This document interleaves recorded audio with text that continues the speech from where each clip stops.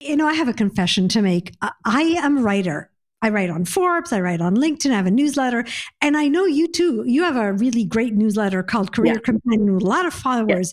But you've started kind of moving from written content to a lot more video. And I wonder about that transformation. My confession is it's really hard for me. I mean, I can go on TV, I can do, these big keynotes with lots of people in the audience, but have me open my cell phone and talk to it, and I get really anxious. How does that work? I think that it's that you have to think about content as you're connecting with your audience in different ways. And so, not all video out there needs to be highly produced. And I think that that is one thing that I think has made the consumption of content via video so much more accessible because anyone can do it. Welcome to the Future of Less Work, the podcast that's uncovering how work is changing one conversation at a time. I'm Nirit Cohen. With me today is LinkedIn's career expert, Catherine Fisher. Hey, Catherine. Hi, thanks so much for having me. Oh, thank you for joining me. I have so many questions for you today. But before we dive in, since I do believe we're co-creating the future, I'd like to ask you, if the future of work is a puzzle, what's the piece you're helping to solve? I love the question because there's so many puzzle pieces that are floating out there about the future of work. And I really think it's about creating those authentic connections and the content that helps people navigate, all the changes that are happening with work. We'll talk about this plenty today, but part of how we create authentic connections used to be the common workspace, right? And now that it's distributed, it's gotten so much more difficult to build those connections remotely dispersed without, being together. So I think that's probably why we're talking about video today. Yes. I think that what we have found with this dispersed workforce is that there's many different ways to connect, and it's not a one size fits all. There's not just one solution to it. You have to have an array of communications, styles. I was just having a conversation with a colleague who is remote, yet she comes up here, a few times a quarter. And so it's like, you can't just be like a single track in terms of how you're doing your work. You really do need to figure out other communication styles and ways to consume content for this to work. Which I think is really interesting, because we used to think of, for a long time, we used to think of video content as a way to get more content, maybe learning, consume content. But you talk about that in the context of connecting. Yeah, I think that obviously on LinkedIn, we're seeing a lot more video. And one of the reasons is that this is people are really comfortable consuming content via video. And I think what it does is it connects you to that person. So all of a sudden, instead of just reading text from someone, you feel like you're more connected to the person because they're speaking to you. They're with, content that sometimes it's produced, sometimes it's not. And I think that it kind of, what I was saying before is not everything is just a single track. It's the types of content that are out there really can help build relationships and help you network, because I think people are seeing a little peeking at you through this window of oh, I see this person in their everyday work who are sharing their insights or something that they just experienced. So it's just kind of a way, I think, that makes people feel more connected to the other person. That's, I have a confession to make. I am a writer. I write on Forbes, I write on LinkedIn, I have a newsletter. And I know you too. You have a really great newsletter called Career Companion with a lot of followers. But you've started kind of moving from written content to a lot more video. And I wonder about that transformation. My confession is it's really hard for me. I mean, I can go on TV, I can do, these big keynotes with lots of people in the audience, but have me open my cell phone and talk to it, and I get, really anxious. How How does that work? Yeah. So I still think written word is very important. And I still have my newsletter. In fact, I just posted yesterday and included had a video inside within the content. I think that it's that you have to think about content like as you're connecting with your audience in different ways. And so, not all video out there needs to be highly produced. And I think that is one thing that I think has made like the consumption of content via video so much more accessible because anyone can do it. You don't need, high def cameras and sophisticated lighting. I mean, look at my background. It's it's pretty simple.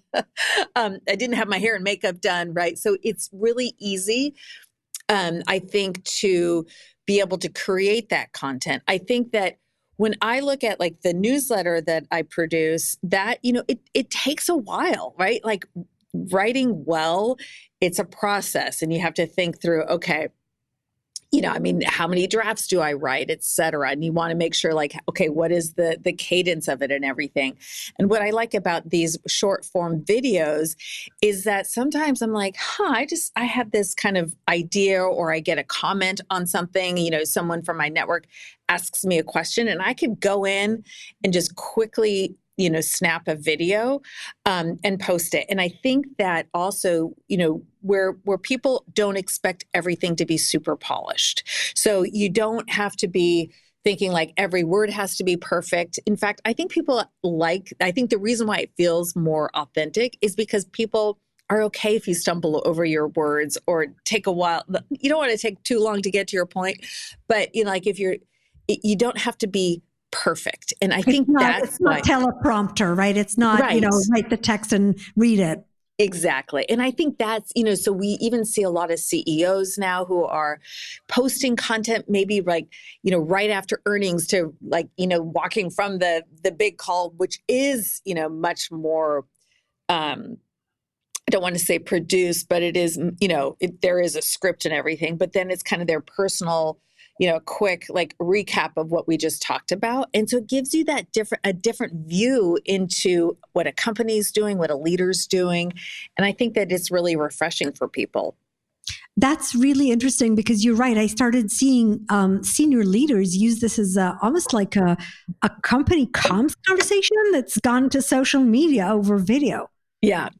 I think it's a great way to connect with your audience. You see that there are real people leading these companies. You have real people who are working, no matter what level you are at a company, in your job, whatever industry it is, who has really great advice or has a question that can be sharing that. And you realize you can get your information from so many different people.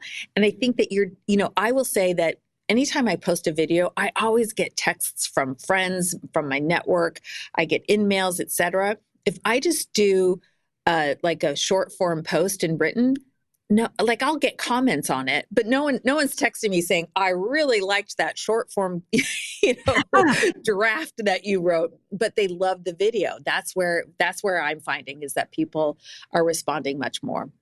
So do you think that there are barriers that people deal with? I've shared mine in terms of it's just, I'm not used to it. And I tell myself, right, this is part of the future of work, right? As we have new tools we have to learn, right? We learn ChatGPT, we learn a lot of things, and you have to learn to get through this. It's part of our growth and development. So by the way, let's challenge, I wouldn't challenge myself, but let's challenge our listeners and viewers here.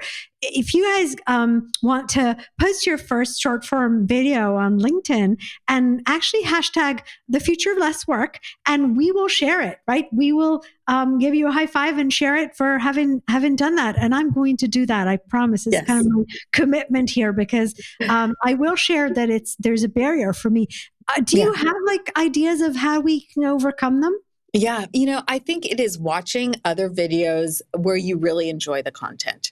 So understanding so that when I first started to do it, I had that same because I was used to going on TV, right? Where it's like, I knew it was a different way of speaking. I was, I had my glam done. And so I felt really confident and I knew exactly okay, I've got to nail these messages. And so at first it was, I was like, okay, how do I make this transition? But to your point, it's learning a new skill. And what I did is I started watching other videos from, creators or just, on LinkedIn.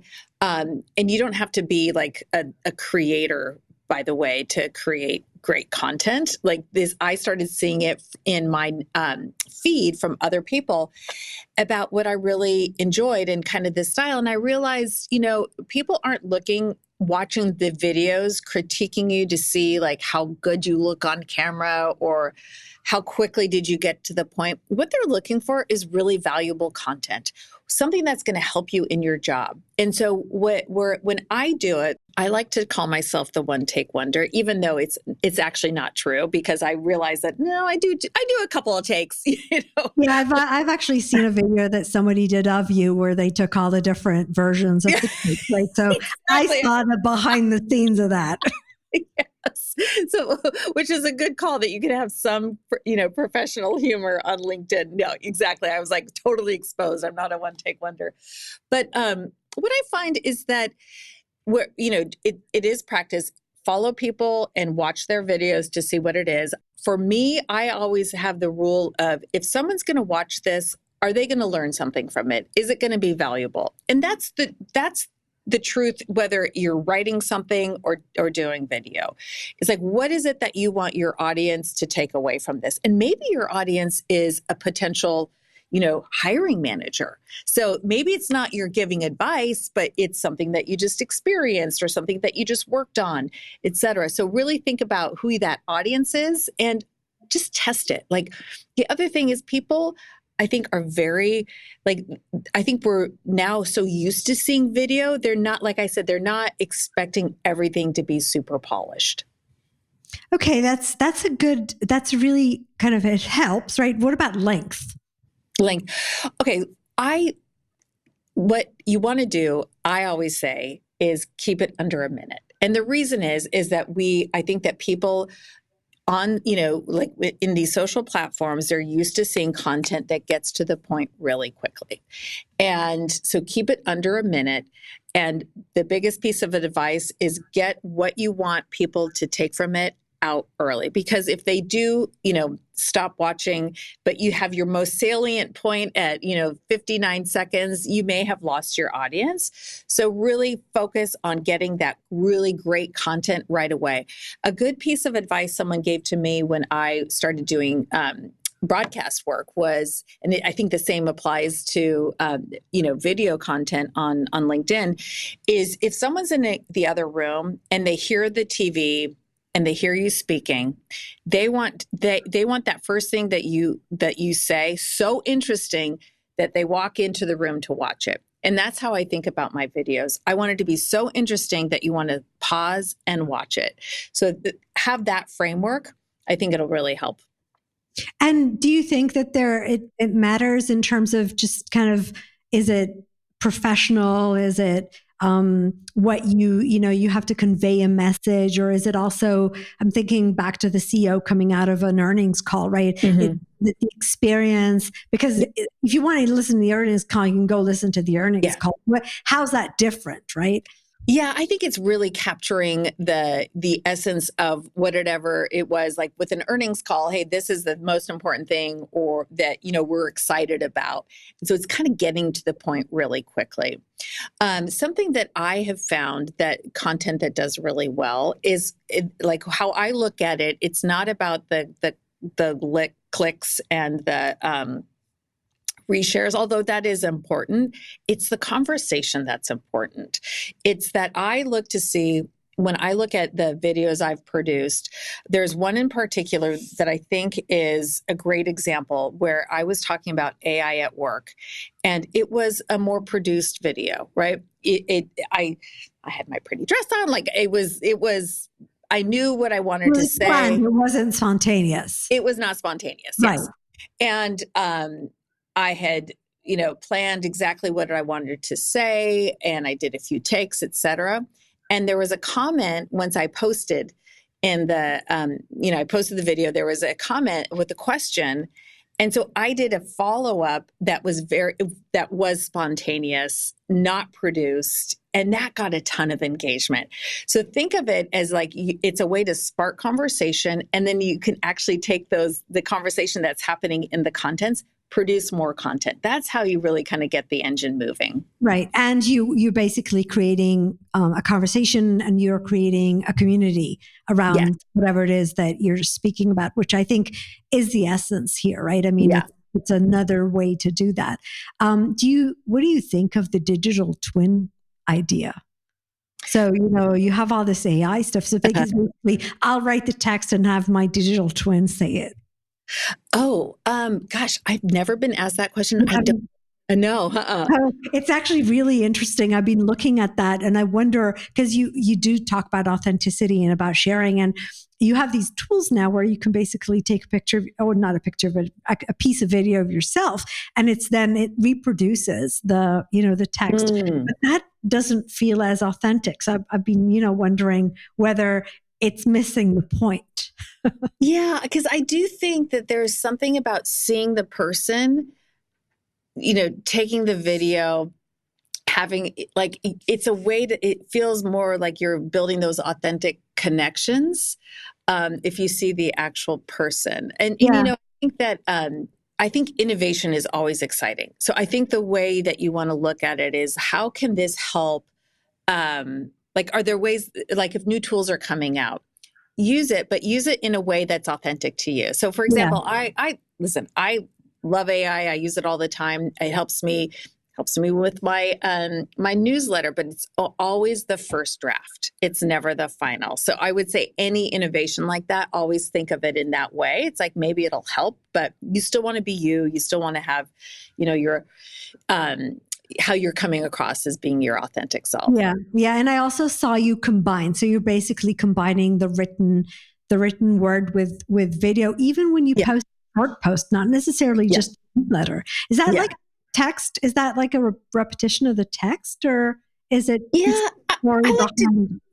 to frame it up in terms of, kind of capturing like the most important things from the video. It's kind of like when you read something a few times, it starts to sink in. But what we do find is that people retain the information from video more than written word. Yeah, and engage with it is what you've told me, which was really, really interesting. Yeah. Do you see where this could be going? So if you kind of think about how this different formats of communication and learning will evolve in the next few years. I think absolutely. I think that, what we realize now is that, kind of to be successful in the workforce, that, skills are changing at such a rapid pace that you always need to be learning something new. I mean, if you look at the, like some jobs that didn't exist, 10 years ago, for example, that there are skills that are coming up that you need to be learning. And I think that video is just a really easy way to learn, especially with this short form video format, is that you could quickly understand like potentially a complicated concept. Now you may want to go and, go further and learn more deeply, but there's ways to get those kind of bite-sized learning that can really help you with your career. I think that that's what's really exciting, and it really is needed as skills are changing so rapidly. So that's, let's kind of step back to I know you do a lot of conversations on careers and the changes in the, as work evolves and jobs evolve. And, we talked about just the need to stay connected to your network, to work with, different modes of communication and build relationships. How do you see kind of the next phase of evolution of how the world of work is changing? We moved kind of post-COVID, and we're having more TO conversations, and jobs are changing.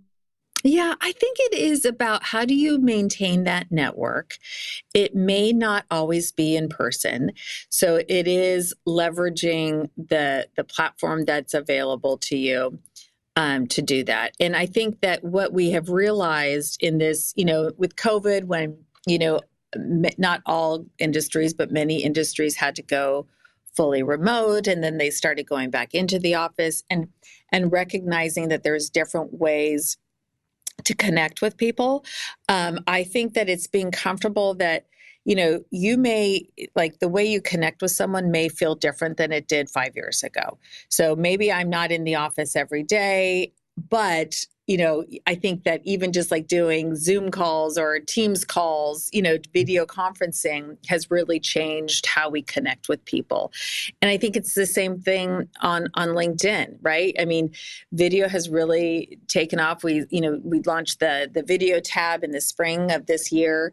And I just think that it's always evolving in terms of how we stay connected with each other. So being comfortable with that, leaning into new ways. I think what's exciting for me is looking at all the consumption of video, is that people are finding it really valuable content and helping them with their careers. And that's, obviously this is what I'm all about. So, and we weren't talking about this a year ago, and all of a sudden now people are kind of expect it. So it is that the evolution of how you learn, how you connect with people. Yep. I agree. I think we're learning to build relationships and trust and networks and connection in new ways when we're not necessarily physically together. Yeah. That's really exciting. So I do have a question for you kind of as we wrap up. So if you think about the future of work, I think what I usually try to also look at is what are we not asking, as opposed to not just answers, the new answers we're giving, right? So what's one key question you think we should all be asking ourselves about these changes? Yeah, I think is that are we really embracing the changes? Are we moving forward with how things are changing? Are we being open and receptive to new ways of consuming content, of learning, of connecting with people? And are we also, like, your job is changing. Are you changing with it? Are you learning the new skills? And I think a way, you don't want to get stuck in the past. You want to always be moving forward. And so I think asking yourself, am I being resistant to something because change can be uncomfortable? Or is it that I'm going to go after this with a growth mindset and really try to learn something new and realize that maybe it's going to make things actually easier for you? So that's what I would. I think that's actually really great. One of the things that I noticed, right, is the way people start defining their professional selves is changing, right? So you step out of these standard boxes of this is my profession and this is my job, and you can start seeing people define themselves. Somebody communicated with me yesterday, and they called themselves something whisperer, right? So these are the kind of things you didn't see on LinkedIn a while ago. And so part of that evolution of what your professional identity is and who you are, what's the value you bring, who needs it, how will they know you exist, right? Yeah, absolutely. Awesome. All right. Thank you, Catherine, for joining me today. The video is definitely a powerful tool for learning and connection. And I think it's a valuable piece of the puzzle as we explore the different ways we connect and get to know each other. For more about Catherine Fisher and her work, check out the links in the podcast description. We also share key tips and takeaways from today's episode. Don't forget, if you haven't yet explored video to learn, teach, or connect, now must be the time. I will commit to starting small myself. Be real, share your unique voice with your network through a short video on LinkedIn. Don't forget to hashtag the future of less work, and we'll help you share it with a broader audience. Right, Catherine? Yes, absolutely. I will be looking out for it, engaging with all that great content I'm going to see. Awesome. Thank you again for joining us on The Future of Less Work, where we're piecing together the ever-changing puzzle of work. Until next time, keep asking questions, keep sharing your knowledge, keep building the future of work one piece at a time. And remember, the new social contract is a win-win between people and organizations. Your best people work not because they have to, not because you tell them to, not because you measure them on it. They work because they want to, because by working for you, it's their way of achieving their purpose in life. See you next time.